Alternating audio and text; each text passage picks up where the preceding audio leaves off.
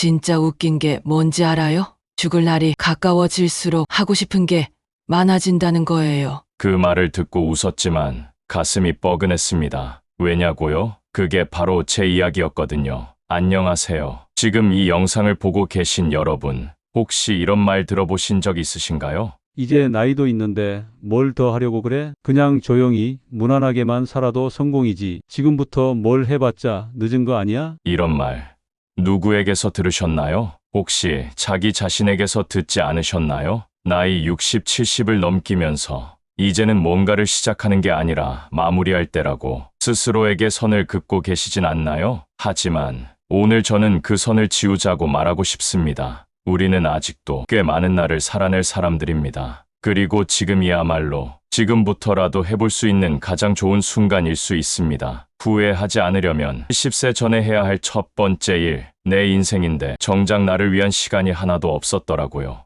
이건 실제로 72세 어르신이 인터뷰에서 하신 말씀입니다. 남편 뒷바라지, 자식 키우기, 부모 봉양, 손주 돌보기. 정작 자신의 시간은 한 번도 제대로 살아본 적이 없었다는 겁니다. 여러분은 어떠신가요? 혹시 지금도 남편 식사 챙기고 나면 하루가 다 가요. 애들이 오면 또 뭐라도 해줘야 하잖아요. 손자 생일이라 케이크 사러 나가야죠. 이런 이야기로 하루가 흘러가고 있진 않으세요? 그건 분명한 사랑입니다. 하지만 동시에 내 인생의 시간이 사라지는 방식이기도 합니다. 왜 나만의 시간이 중요한가요? 1점 자존감을 지키는 가장 기본적인 장치. 누구의 아내, 누구의 엄마, 누구의 할머니가 아니라 나 자신으로 존재할 수 있는 시간은 삶의 중심을 잡아줍니다. 내가 좋아하는 걸 하고 있다. 내가 지금 스스로 선택한 시간을 보내고 있다. 이런 감각은 나이가 들수록 더욱 중요해집니다.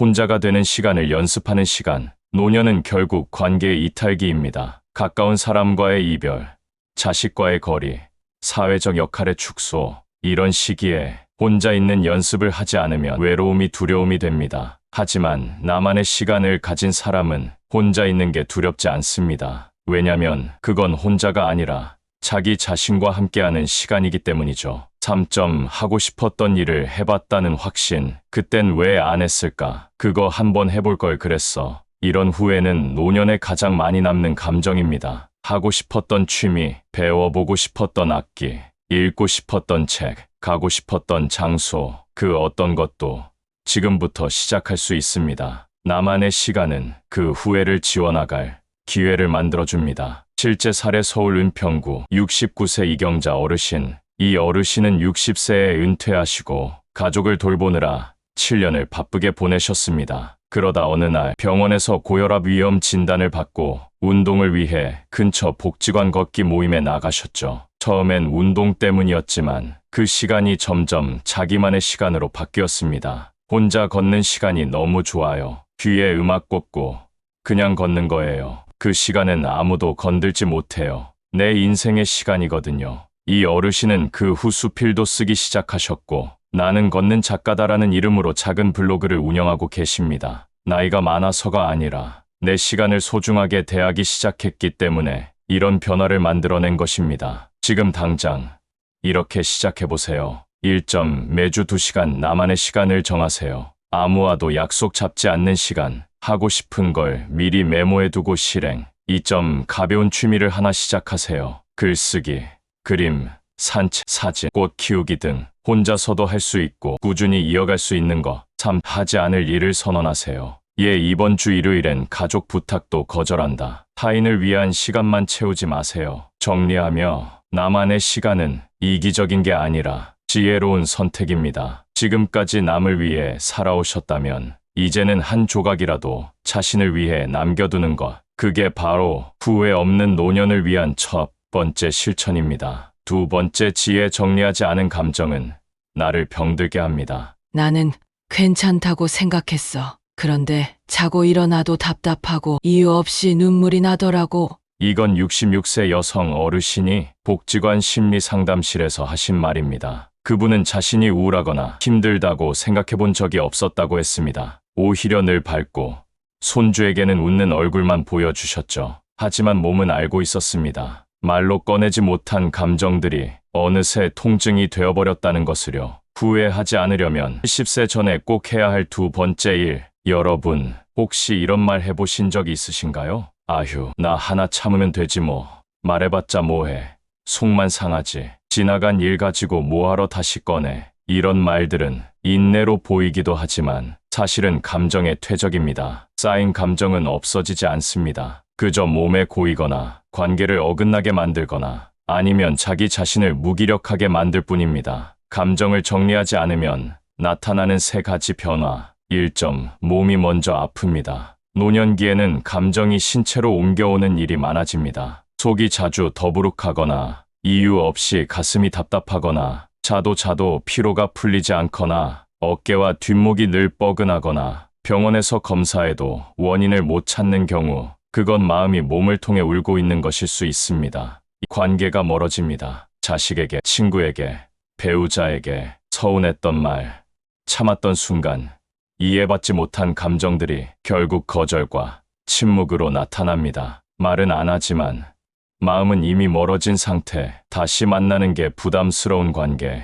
나중에 연락할게 하고선 영영 연락 안 하게 되는 관계. 그 중심에는 정리되지 않은 감정이 있습니다. 3점, 스스로가 싫어집니다. 나는 왜 이리 감정적일까? 왜 이렇게 잘 삐치지? 나는 왜 늘 참기만 했지? 그런 질문을 던지는 순간 사람은 자기를 미워하기 시작합니다. 그건 감정이 문제가 아니라 감정을 외면해온 방식이 문제였던 것입니다. 실제 사례 충북 제천의 70세 김영호 어르신 이야기. 김영호 어르신은 은퇴 후 가족과 왕래가 줄어들며 점점 말수가 줄었습니다. 마을 이장도 하시던 분인데 사람들과의 연락도 끊고 집에만 계셨죠. 그런데 어느 날 복지센터의 상담사가 집을 방문해 이런 질문을 했습니다. 요즘 누구한테 서운하신 적 있으세요? 처음엔 아니요 하시던 어르신이 10분 후 이렇게 말하셨다고 합니다. 사실은 큰아들 생일에도 전화 한 통 없더라고요. 그 애는 어릴 때 그렇게 안 키웠는데 내가 뭘 잘못했나?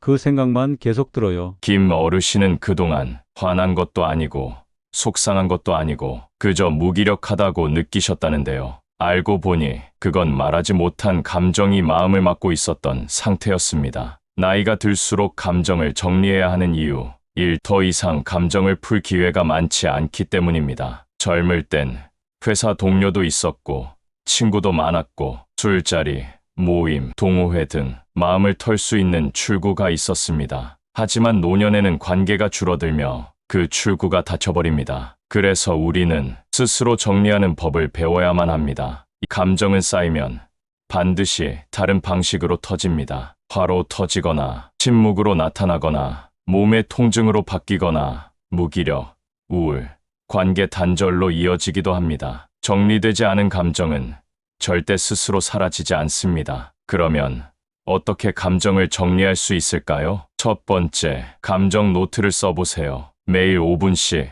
오늘 있었던 감정을 적어보세요. 화, 서운함, 기쁨, 억울함 등 솔직하게 써도 됩니다. 중요한 건 감정의 원인보다 감정의 이름을 붙여주는 겁니다. 오늘 손주가 인사 안 하고 가버려서 서운했다. 아들이 내 말을 끊어서 속상했다. 친구가 한 말이 자존심 상했다. 감정을 정확하게 말로 표현하는 연습만으로도 그 감정은 반 이상 정리됩니다. 두 번째, 말로 꺼내는 연습을 하세요. 꼭 상대에게 말하지 않아도 됩니다. 거울을 보며 혼잣말로 또는 휴대폰에 녹음해도 좋습니다. 중요한 건 내 감정을 말로 꺼내보는 겁니다. 나는 지금 외롭다. 나는 무시당한 것 같다. 나는 인정받고 싶다. 이런 말은 감정과 나 사이의 거리를 만들어줍니다. 그 거리가 생기면 감정이 나를 지배하지 않게 됩니다. 세 번째, 감정을 털어놓을 사람을 정하세요. 가족 중 한 명, 오래된 친구, 동네, 이웃, 복지관 상담사나 심리상담사 등 누군가에게 말할 수 있다는 것만으로도 사람은 훨씬 단단해집니다. 감정은 삶의 온도입니다. 마음이 차가우면 인생이 메말라 보이고 마음이 뜨겁기만 하면 쉽게 지칩니다. 정리된 감정은 미지근한 온기처럼 우리를 지켜줍니다. 그리고 누군가를 품을 수 있게 만들어줍니다. 정리하며 나이가 들수록 참는 것이 미덕이 아니라 풀고 정리하는 것이 지혜입니다. 당신의 삶을 아프게 했던 말, 울컥했던 순간들, 버티며 묻어뒀던 감정들, 이제는 꺼내놓아야 할 시간입니다. 감정은 말이 없지만 당신의 건강, 관계, 자존감을 하루하루 조금씩 무너뜨릴 수 있습니다. 지금부터라도 내 감정을 정리해보세요. 그것이 후회하지 않는 인생의 두 번째 지혜입니다. 세 번째 지혜, 정리되지 않은 물건은 마음의 짐이 됩니다. 언젠간 쓰겠지. 이건 아까워서 못 버려. 저 옷은 내가 입던 거잖아. 추억이잖아. 혹시 이런 말, 입버릇처럼 하며 버리지 못한 물건들이 집 안에 쌓여 있진 않으신가요? 마루 구석에 쌓인 오래된 책, 벌써 몇 년째 안 입은 옷, 손주 장난감이 담긴 큰 박스, 고장났지만 아깝다고 쌓아둔 가전제품, 이런 물건들이 쌓여 있는 집을 보면 사람들은 이렇게 말합니다. 아이고, 살림살이 참 많으시네요. 하지만 그 속을 들여다보면 그건 살림이 아니라 짐이 된 마음일지도 모릅니다. 70세 전에 후회 없이 해야 할 세 번째 일, 물건이 아니라 삶을 비우는 일입니다. 사람은 살아온 시간만큼 물건도 많아집니다. 옛날 일기를 담은 상자, 한때 아끼던 꽃무늬 커튼, 여행지에서 사온 기념품, 자식 결혼식 때 입었던 옷, 이런 물건들은 한때는 소중했지만 이제는 기억이 깃든 무게가 됩니다. 그리고 이 무게는 몸보다 마음을 더 무겁게 만듭니다. 왜 노년기에 물건을 정리해야 할까? 첫 번째, 공간이 곧 나가 됩니다. 나이가 들수록 우리는 대부분의 시간을 집 안에서 보냅니다. 그리고 그 집 안의 분위기, 구조, 물건의 양은 곧 당신의 정서와 감정을 결정짓는 환경이 됩니다. 어수선한 방에서는 생각도 흐트러지고, 빛이 안 드는 곳에서는 기분이 가라앉고, 발 디딜 틈이 없는 공간에서는 숨조차 막힙니다. 반대로 깔끔하게 정리된 공간은 마음의 여유와 통찰을 만들어줍니다. 두 번째, 남은 삶을 위한 준비입니다. 물건을 정리한다는 건 죽음을 준비한다는 의미가 아닙니다. 오히려 앞으로 살아갈 삶에 더 집중하기 위한 준비입니다. 정리되지 않은 물건은 당신의 시선을, 생각을, 에너지를 지나간 시간에 묶어놓습니다. 하지만 그 물건들을 정리하는 순간 당신은 앞으로의 나날에 더 집중할 수 있게 됩니다. 실제 사례대전 서구의 74세 박경자 어르신, 박 어르신은 남편을 먼저 보내고 혼자 사는 시간이 5년이 넘었습니다. 자식들은 타지에 있고 방문도 점점 뜸해졌죠. 집에는 아직도 남편의 옷, 구두, 면도기까지 그대로였습니다. 박 어르신은 이렇게 말씀하셨습니다. 이걸 치우면 진짜 혼자 되는 것 같아서 겁났어요. 그래도 냄새라도 남아있으니까 마음이 좀 괜찮았거든요. 하지만 어느 날 방문한 자원봉사자가 조심스럽게 제안했습니다. 어머님, 그분의 물건을 치운다고 그분과의 기억이 사라지는 건 아니에요. 오히려 정리하면 마음이 더 또렷해질 수 있어요. 그 말을 들은 박 어르신은 며칠을 고민하다가 남편의 물건을 하나씩 정리해 나갔습니다. 그리고 몇 달 후 집 안은 훨씬 밝아졌고 박 어르신의 얼굴에도 오랜만에 웃음이 돌아왔습니다. 그분은 말했습니다. 그 사람은 내 마음에 있고 이젠 내 삶을 살아도 되겠다는 생각이 들어요. 노년의 정리는 물건을 버리는 게 아닙니다. 그건 불필요한 감정, 미련, 집착을 정리하는 일입니다. 자식이 떠난 방에 걸려있는 유치원 그림, 쓰지도 않는 고장난 믹서기, 이름도 잊은 사람의 전화번호부, 그리고 언젠가는 쓸지도 몰라 하는 스티로폼 상자들. 이 모든 건 지금의 삶과는 별로 상관없는 물건들입니다. 하지만 정리하지 않으면 그 물건들이 나를 가둡니다. 정리해야 할 세 가지 공간. 1. 옷장. 3년 이상 입지 않은 옷, 사이즈가 맞지 않는 옷, 유행이 지나버린 옷. 그 옷을 볼 때마다 드는 생각은 언젠간 입겠지. 하지만 대부분은 다시 입지 않습니다.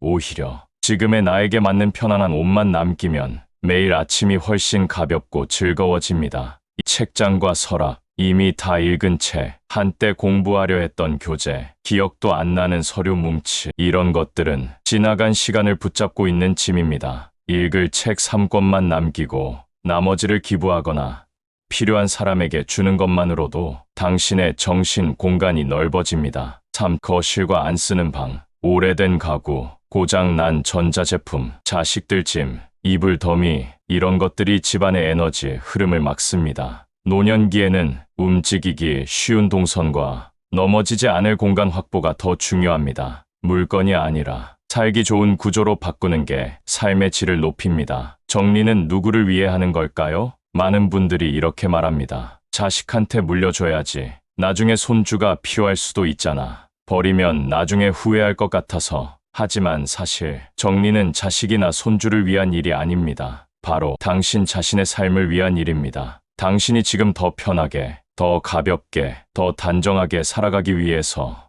물건을 줄이는 겁니다. 정리를 시작하는 3가지 질문. 1. 이 물건은 지금 나에게 필요합니까? 이 물건을 다시 사도 지금도 살 마음이 있습니까? 3. 이 물건을 보며 행복해지거나 미소가 지어지나요? 이 3가지에 아니오가 나오면 그건 떠나보내도 괜찮은 물건입니다. 삶은 덜어낼수록 또렷해집니다. 살면서 모아온 물건들은 당신의 삶을 반영합니다. 하지만 그 물건에 매여 있는 동안 당신은 지금의 시간을 놓치게 됩니다. 70세 이전에 당신이 살아갈 공간을 다시 설계하세요. 정리는 죽음을 준비하는 것이 아니라 삶을 정돈하는 과정입니다. 정리하며 첫 번째, 몸의 건강을 지키는 준비. 2번째, 감정의 정리를 통한 내면의 건강. 그리고 3번째, 공간과 물건을 정리해 삶을 비우고 채우는 지혜를 가지는 것.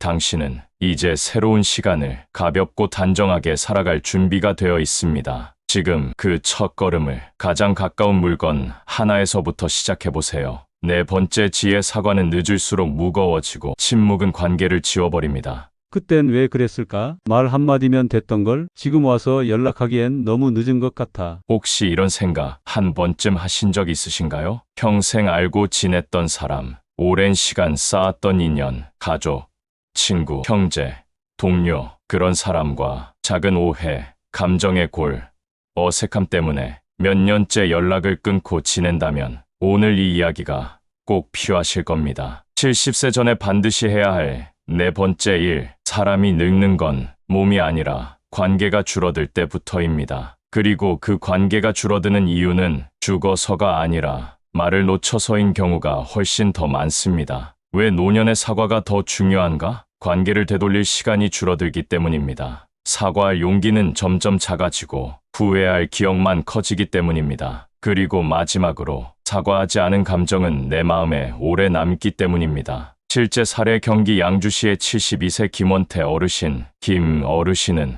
20년 넘게 함께 일했던 친구와 작은 말다툼으로 연락을 끊었습니다. 넌 나에 대해 너무 쉽게 얘기한다. 뭐 그렇게 예민하게 굴어? 그 말들이 서로를 불편하게 만들었고 그날 이후 두 사람은 더 이상 연락을 주고받지 않았습니다. 시간은 흘렀고 김 어르신은 몇 년 뒤 그 친구가 폐암으로 세상을 떠났다는 소식을 들었습니다. 장례식장 앞에서 김 어르신은 손이 떨리고 입이 붙잡혀 있는 것처럼 아무 말도 할 수 없었습니다. 그는 이렇게 말했습니다. 그날 그냥 미안하다고 했으면 됐을 텐데 자존심 하나 때문에 이렇게 몇 년을 놓쳤어요. 그리고 이제 아무 말도 못하게 됐습니다. 미안합니다. 한마디가 얼마나 큰 평화를 주는지. 사과라는 건 상대의 마음을 위한 일처럼 보이지만 실은 내 마음을 위한 해방이기도 합니다. 오래된 오해를 푸는 일, 멀어진 관계를 다시 이어보는 일, 내 마음속 짐을 내려놓는 일. 이 모든 시작은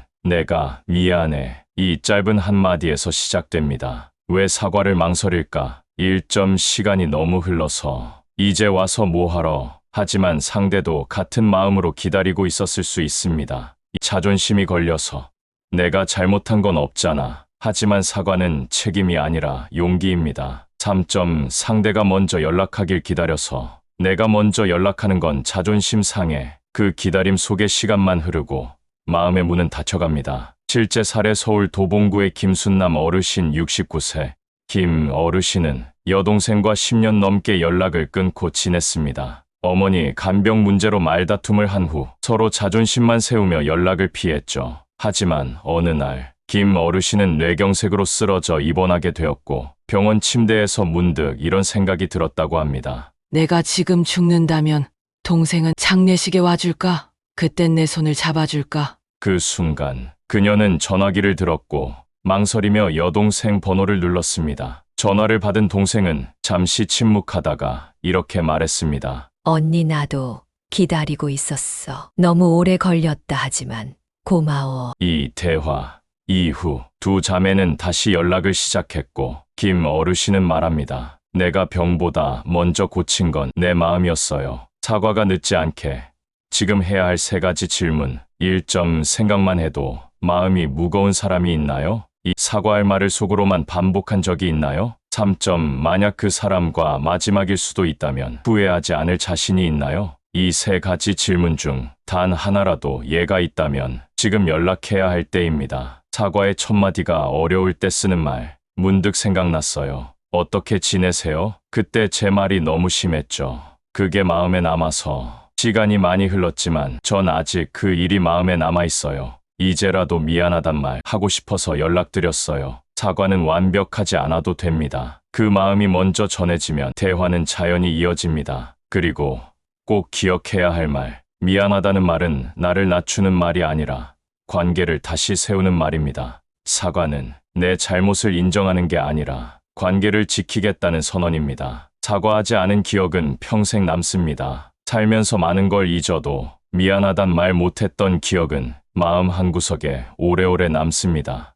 누구에게나 말 한마디면 풀릴 수 있었던 인연이 있습니다. 그 인연, 지금 이 순간 당신의 한마디로 다시 이어질 수 있습니다. 사과의 힘을 믿으세요. 멀어진 친구와 다시 웃을 수 있고 서먹한 가족과 다시 식사할 수 있고 상처를 남겼던 말도 그땐 미안했어. 이 한마디면 치유가 시작됩니다. 당신이 지금 전화기를 들고 메시지를 보낼지 말지 망설이고 있다면 지금이 그 타이밍입니다. 정리합니다. 70세 전에 꼭 해야 할 4번째 일은 지금 사과해야 할 사람에게 미안하다고 말하는 일입니다. 말은 늦을수록 무겁고 침묵은 관계를 끝내버릴 수 있습니다. 사과는 과거를 끊는 게 아니라 현재를 연결하는 다리입니다. 오늘 그 다리를 한번 건너보세요. 당신이 살아온 수십 년의 인생, 그 안에 담긴 관계는 한마디로 다시 살아날 수 있습니다. 5번째 지혜 말은 흘러가지만 기록은 남습니다. 나 진짜 평생을 살아왔는데 남아있는 건 사진 몇 장뿐이더라고요. 그마저도 어디에 뒀는지도 모르겠고요. 이 말, 서울에서 혼자 사시는 76세 어르신이 하신 말입니다. 그 순간 제 마음이 이상하게 저릿했어요. 왜냐하면 그게 저희 부모님 이야기 같기도 했고 사실 우리 모두의 이야기일 수 있으니까요. 여러분, 지금까지 살아온 세월을 생각해보세요. 정말 많은 날들을 버텼고 울고 웃고 사랑하고 다투고 참아내며 수십 년을 살아오셨잖아요. 그런데 정작 그 모든 기억들이 어디에도 남아있지 않다면 어쩌면 너무 아쉬운 일 아닐까요? 그래서 오늘 70세 전에 반드시 해야 할 마지막 5번째 지혜를 나누려 합니다. 바로 당신의 삶을 기록하는 일입니다. 거창한 자서전 쓰라는 거 아니에요. 글을 잘 쓰라는 것도 아닙니다. 그냥요, 당신이 살면서 느낀 감정, 기억, 생각, 고마웠던 사람, 그 모든 걸 나만의 방식으로 한 줄씩 남겨보는 거예요. 왜냐고요? 기억은 점점 흐릿해지지만 기록은 남기 때문입니다. 기록이 왜 중요하냐고요? 사람은 언젠가 떠나지만 기록된 삶은 누군가에게 지혜로 남거든요. 당신이 쓰는 하루치 일기, 손주에게 보내는 음성 메시지, 심지어 휴대폰 메모장에 써둔 감정 한 줄도 시간이 지나면 모두 당신의 인생이 됩니다. 기록은 이런 힘이 있어요. 첫째, 내 삶을 스스로 정리할 수 있어요. 왜 그랬는지 몰랐던 감정들이 글로 써보면 좀 정리가 되죠. 아, 그때 내가 외로웠구나. 그래, 그땐 서운했지. 이렇게요. 둘째, 가족에게 내 마음을 전할 수 있어요. 우리는 자식한테 속마음 잘 안 털어놓죠. 미안했다, 고마웠다, 이런 말요. 그런데 글로 쓰면 조금 더 쉽게 꺼낼 수 있어요. 예를 들어 손녀한테 이렇게 써보는 거죠. 너 어릴 때 할머니가 얼마나 기뻤는지 모른단다. 너 웃는 얼굴 보려고 매일 반찬했어. 이 한 줄이면 그 아이는 평생 할머니를 기억할 거예요. 셋째, 내 존재가 흐려지지 않게 해줍니다. 세상이 빠르게 변해도 내가 어떤 사람이었는지, 뭘 느끼며 살았는지 기록은 절대 잊히지 않아요. 사진은 흑백으로 바래도 마음이 담긴 글은 세월이 흘러도 따뜻하거든요. 그럼 지금부터 어떻게 시작하면 좋을까요? 너무 어렵게 생각하지 마세요. 지금 당장 이렇게만 해보세요. 첫째, 오늘 하루 중에 가장 기억에 남는 순간을 한 줄만 써보세요. 예를 들어 오늘 아침에 마당에서 새가 지저귀는 소리를 들었는데